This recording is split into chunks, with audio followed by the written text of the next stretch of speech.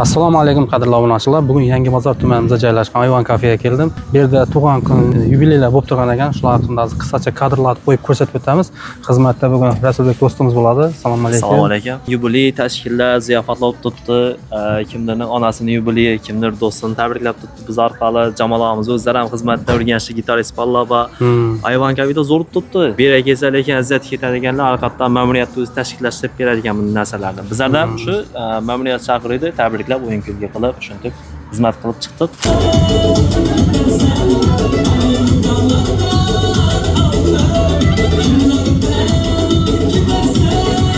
Yaxshi ovqatlari hammaga manzur. Rahmat.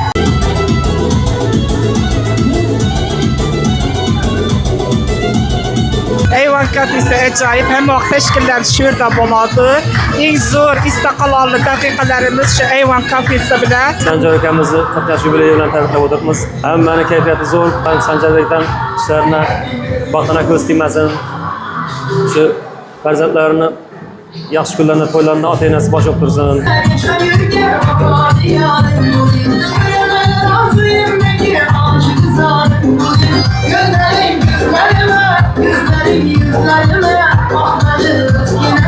Ayvon oilasida bizlar banketda o'tirib zo'r.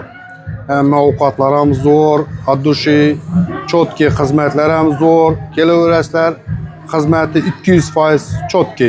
Yemay yedirdingiz bolam to'ysin deb, kiymay kiydirdingiz xursand bo'lsin deb.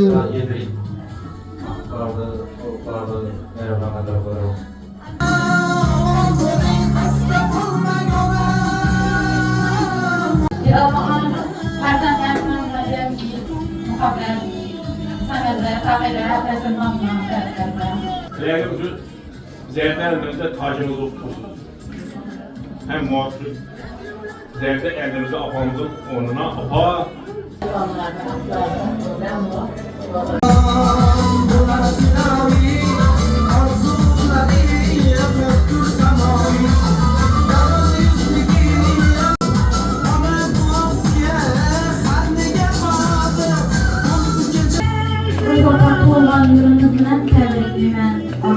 Saadetli, artık çoğunluk yoluk koyup oturmayısınız. Odayım, artıklardan bilendir oturanlar. Birleşip tertimiz kiymeyesin degen ayaymasın. Mana bugun bizlar shu farzandini tug'ilgan kunida shu yerga Ayvon kafesiga kelib o'tiribmiz.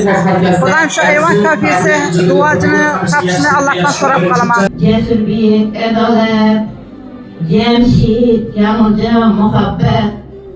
Hemmesi canın sağolay, artıkların hemmesi Xudoyim yaman gününü görmedeymen. Hemme vaqt önüp gözü bir örgeyle. Armonlarni eshigida zorlar. Onaning taqdiri mehri boshqacha. Qanday qilsa ham 90-100 yoshgacha onalar bor hayotda yashash boshqacha.